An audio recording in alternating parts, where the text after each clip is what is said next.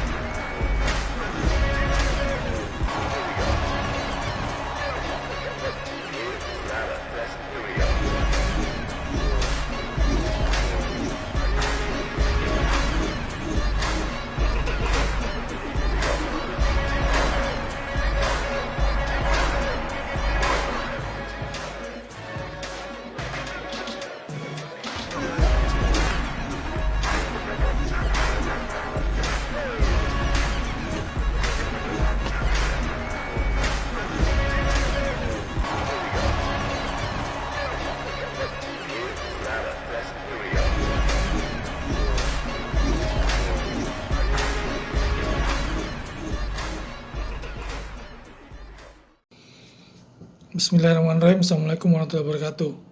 Jadi pertemuan pertama kita ini kita akan sesuai dengan silabus, kita akan membahas tentang atom. Nah, di video pembuka tadi sudah ada beberapa informasi, kalian tinggal baca. Itu kakak juga copy paste dari Google ya. Pokoknya kalian tuh mesti baca. Nah, di sini kalau kalian udah baca tuh biasanya lupa kan. Nah, di sini kakak kasih apa ya, semacam tips lah supaya kalian tuh nggak lupa.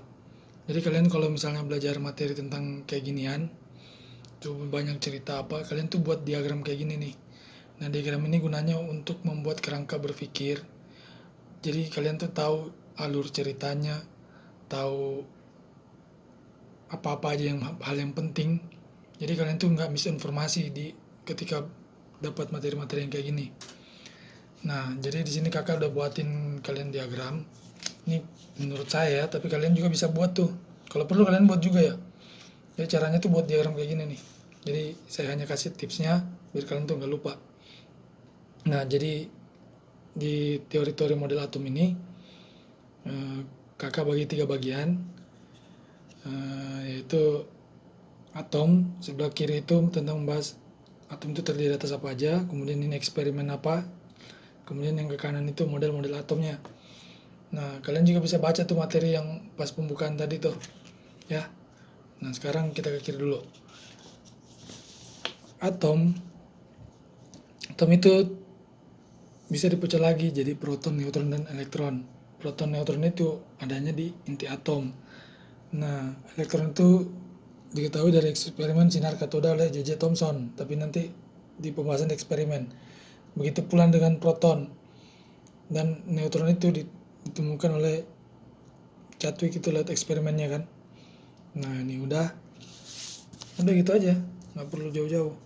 Kemudian atom pengertiannya apa? Bagian terkecil dari suatu unsur yang masih memiliki sifat unsur tersebut. Kemudian kita ke teori-teori atom tuh. Nah, kalian kan bisa baca tuh kan. Kalian baca dulu, terus pahami pelan-pelan apa kelebihannya, apa kekurangannya, terus berawal dari ini. Nah, kakak kasih coba cerita sambungnya. Jadi cerita sambungnya tuh gini nih. Itu hanya dalam bentuk filsafat. Kemudian Dalton melalui sebuah penelitian bahwa seperti bola pejal. Nah, bedanya antara satu ini itu hanya perbedaan, mereka tuh hanya bicara elektron sebenarnya sih.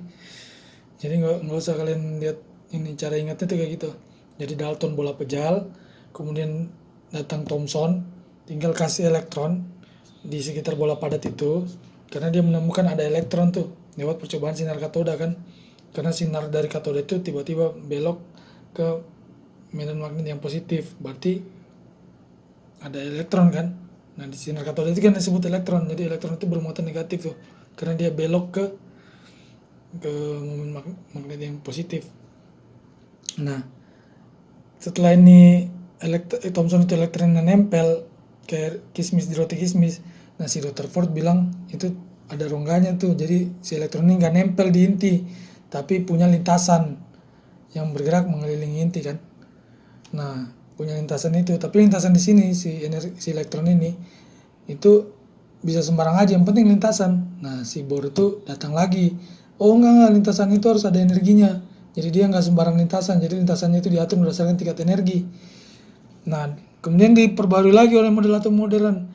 Elektronnya itu memang benar di tingkat energi tertentu, tapi dia bukan suatu kepastian nemuin elektron, tapi hanya daerah dengan kebolehjadian menemukan elektron.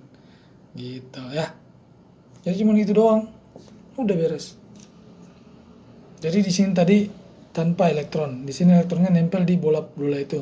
Nah, ini kemudian ternyata elektronnya nggak nempel, tapi punya lintasan mengelilingi si inti atom itu. Kemudian ternyata lintasannya itu diatur lagi, harus punya energi tertentu.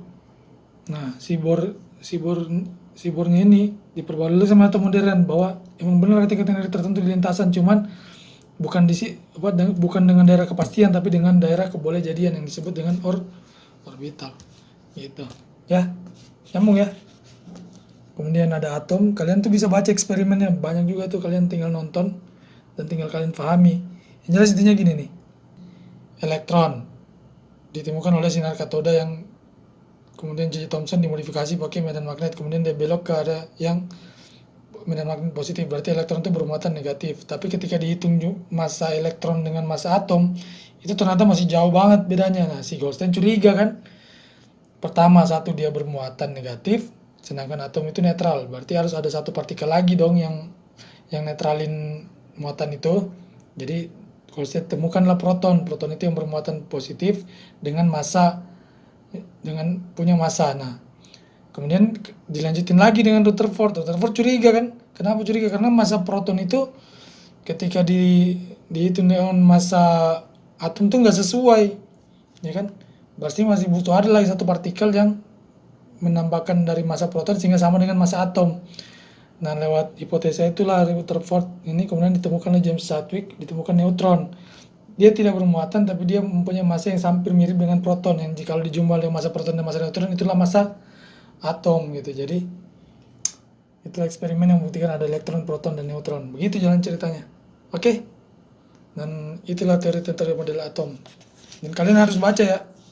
Kalian punya bahasa sendiri, yang jelas kakaknya kasih rambu-rambu aja biar cepat ingat. Oke. Assalamualaikum warahmatullahi wabarakatuh.